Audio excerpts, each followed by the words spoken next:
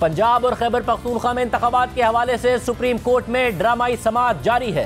Benches बन रहे हैं और टूट रहे हैं, फैसले आ रहे हैं और उनके ऊपर मजीद फैसले आ रहे हैं, इजाफी और इख्तिलाफी नोट आ रहे हैं और आज एक सर्कुलर भी आ गया है। चीफ जस्टिस उमरता बंदियाल कह रहे हैं कि सुप्रीम कोर्ट मुत्तहिद है और जजेस में हम आहंगी है, मगर उनके साथी जजेस हर रोज किसी ना किसी तहरीरी फैसले में उनके मौक़िफ़ की नफी कर रहे हैं। चीफ जस्टिस सियासतदानों से आज भी सियासी दर्जा हरारत नीचे लाने की बात करते रहे और आज भी खुद जजेस के दरमियान अदालत का दर्जा हरारत और बढ़ गया। 9 से 5, 5 से 4 और 4 से फिर 3 जजेस का बेंच हो गया। चीफ जस्टिस से मुतालबा फुल कोर्ट बनाने का था, मगर बेंच बड़ा होने के बजाय छोटा होता चला गया। कल 5 रुकनी बेंच के रुकन जस्टिस अमीनुद्दीन खान ने खुली अदालत में कहा कि जस्टिस काजी फाइज ईसा के फैसले के बाद वो बेंच का हिस्सा नहीं रह सकते, जिसके बाद बेंच टूट गया और अदालती अमले की जानिब से बताया गया था कि जुमे को बकिया 4 रुकनी बेंच समाअत करेगा और फिर आज 11:30 बजे बेंच के आने से पहले जस्टिस काजी फाइज ईसा के फैसले से मुतालिक सुप्रीम कोर्ट ने एक सर्कुलर जारी कर दिया।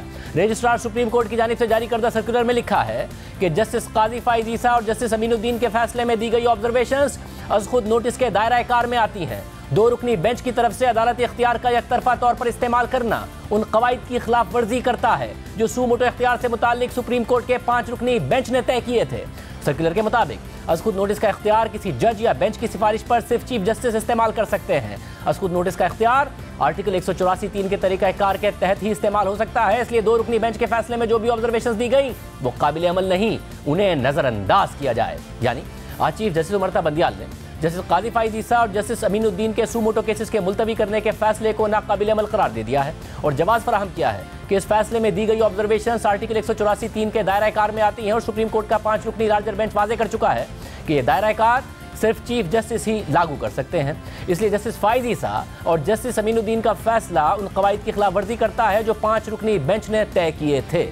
मगर जिस 5 रुकनी बेंच के फैसले का हवाला दिया जा रहा है वो अगस्त 2021 में जस्टिस मुनीब अख्तर ने तहरीर किया था और उसमें सूमोटो का इख्तियार तो चीफ जस्टिस तक महदूद कर दिया गया था, मगर इस इख्तियार के इस्तेमाल में अदम तवाजुन की निशानदही की गई थी और चीफ जस्टिस से कहा गया था कि वो इस अदम तवाजुन के तासुर को दूर करें। फैसले के मुताबिक जो तयशुदा प्रैक्टिस है वो ये है कि सूमोटो का दायरा कार सिर्फ चीफ जस्टिस के जरिए ही लागू होगा और किसी जज के जरिए नहीं होगा। सूमोटो के दायरा कार से मुतालिक तज्जिए, तबसरे और तनकीद होती रही है और इस बात को भी तस्लीम करना चाहिए कि यह मामला सिर्फ बार्स तक महदूद नहीं है बल्कि बेंच तक पहुंच गया है और वक्त आ गया है कि इस बात को तस्लीम किया जाए कि यहां पर कुछ अदम तवाजुन मौजूद है और उसे दुरुस्त किया जाना चाहिए। कानून और प्रैक्टिस का तकाजा है कि सूमोटो का दायरा कार सिर्फ चीफ जस्टिस के पास रहे और कानून बेंच की तश्कील से मुतालिक मैंडेट भी सिर्फ चीफ जस्टिस को फराहम करता है और यही वो बात है जो अदम तवाजुन पैदा करती है। और हम इस मामले में नहीं जाएंगे कि यह मामला सिर्फ परसेप्शन का है या इसमें परसेप्शन या हकीकत दोनों शामिल हैं, मगर दोनों सूरतों में इस मामले को तस्लीम करना चाहिए और इसे हल करना चाहिए। फैसले में आगे लिखा है कि अब चूंकि सूमोटो और बेंचेस की तश्कील का इख्तियार सिर्फ चीफ जस्टिस के पास है तो ये चीफ जस्टिस का ही काम है कि वो इस तरीके से काम करें जो इस अदम तवाजुन के तासुर को दूर करे। यानी इस फैसले के अंदर जहाँ तय किया गया कि सूमोटो इख्तियारात और बेंचेस की तश्कील का इख्तियार सिर्फ चीफ जस्टिस के पास है, वहीं ये तस्लीम भी किया गया कि इस हवाले से अदम तवाजुन का तासुर मौजूद है और चीफ जस्टिस ऐसे तरीके से काम करें जिससे ये अदम तवाजुन का तासुर दूर हो, मगर इस अदम तवाजुन को दूर करने के लिए कुछ नहीं किया गया।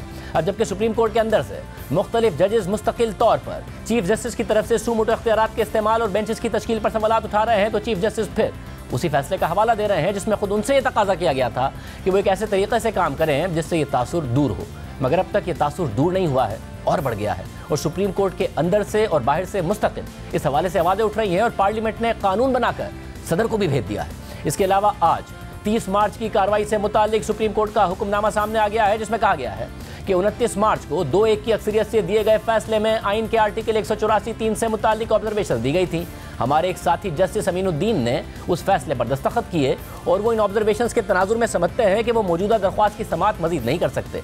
हम में से कुछ जजेस यानी chief justice उमरता Bandial, justice एराजुल Hasan और जस्टिस मुनीब अख्तर इससे इत्तफाक नहीं करते और समझते हैं कि समाअत और मजीद कार्रवाई उस फैसले में दी गई किसी ऑब्जर्वेशन से मुतासिर नहीं होती, लिहाजा ये पटिशन किसी ऐसे बेंच के सामने नहीं लगाई जाएगी जिसमें जस्टिस अमीनुद्दीन खान शामिल हों। इसके बाद हुक्मनामे में समाअत आज सुबह 11:30 बजे तक मुलतवी करने का जिक्र किया गया है। अब आम बात यह है कि इस हुक्मनामे पर किसी के दस्तखत नहीं है, लेकिन पेन से एक नोट लिखा हुआ है जिसमें कहा गया है कि यह हुक्मनामा ना तो खुली अदालत में लिखवाया गया और ना ही चीफ जस्टिस ने मुझसे मुशावरत की। बहरहाल फैसले का क्या असर होगा इस पर अदालत में गौर होना चाहिए। बाद में पता चला कि ये नोट जस्टिस जमाल मंदूखेल का था। यानी बेंच में मौजूद एक जज से मुशावरत किए बगैर ही चीफ जस्टिस ने हुक्मनामा जारी कर दिया, जो एक इंतहाई हैरानकुन अमल है।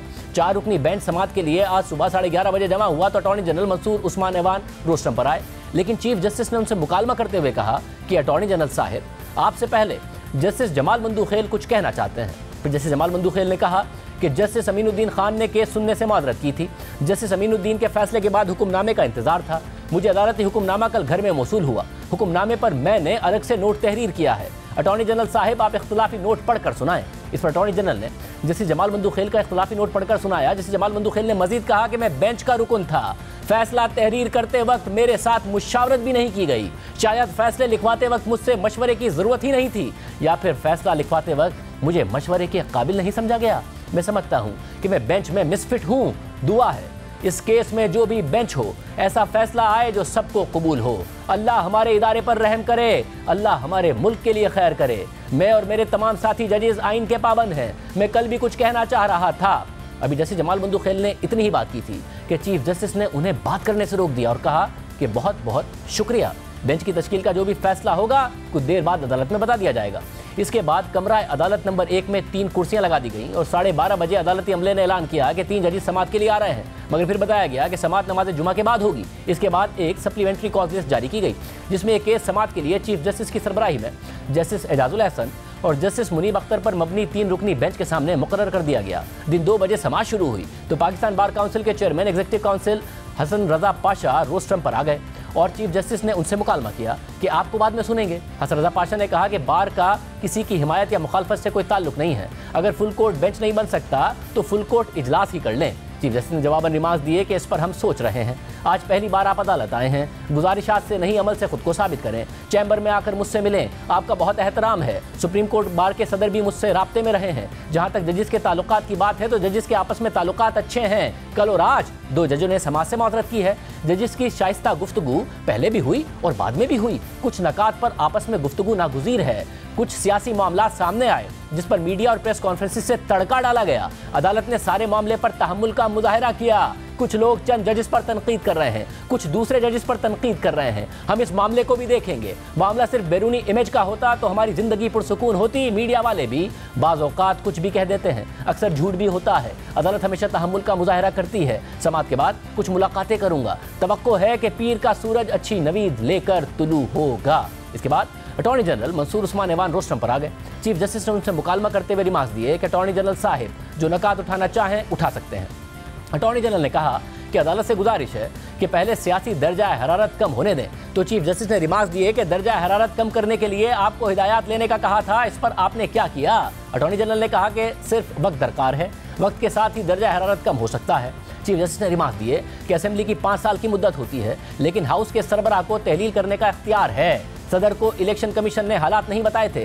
सदर को हालात से आगाह किया होता तो शायद 30 अप्रैल की तारीख ना आती। अदालत के सामने मसला 8 अक्टूबर की तारीख का है। अदालत मुश्किलात पैदा करने नहीं बैठी। अदालत को ठोस वजह बताएं या डायलॉग शुरू करें। एक फरीक पार्टी चेयरमैन की गारंटी दे रहा है। शायद हुकूमत को भी माजी बुलाना पड़ेगा। असेंबलियों की मुद्दत वैसे भी अगस्त में मुकम्मल हो रही है। अगर हुकूमत और अपोजिशन के मुज़ाकरात हो तो कुछ दिन वक्फा कर लेंगे। अगर मुज़ाकरात नहीं होने तो आईनी किरदार अदा करेंगे। अदालती फैसला देखकर आप कहेंगे कि बाइख्तियार फैसला है। हर फरीक के हर नुक्ते का फैसले में जिक्र करेंगे।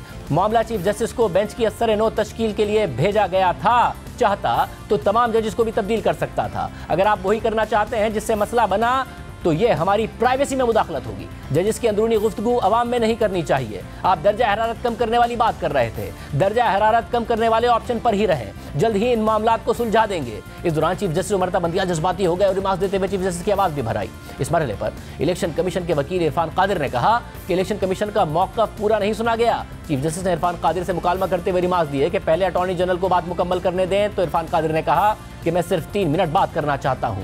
रोज मुझे घंटों बैठना पड़ता है। आप जज्बाती हो सकते हैं तो हम भी हो सकते हैं। चीफ जस्टिस ने कहा कि आपको सुनेंगे। आपने 3 मिनट का कहा है। इरफान कादिर ने कहा कि 3 मिनट नहीं बल्कि मुख्तसर बात मुकम्मल करने की कोशिश करूंगा। चीफ जस्टिस ने रिमार्क दिए कि अटॉर्नी जनरल साहिब केस की बात करें। मैं इधर उधर की बातों से जज्बाती हो गया था। अटॉर्नी जनरल ने कहा कि अदालत इस दौरान फुल कोर्ट की इस्तदा पर गौर करे। मुझे 3 इशूज़ पर बात करने की हिदायत दी गई है। सोमवार तक फरीकैन को सोचने का मौका दिया जाए। चीफ जस्टिस ने रिमार्क्स में कहा कि 3 दिन तक अदालत ने मुकम्मल समाअत की। जो कीमती वक्त गुजर चुका वो मजीद जजेस शामिल करने से ज़ाया होगा।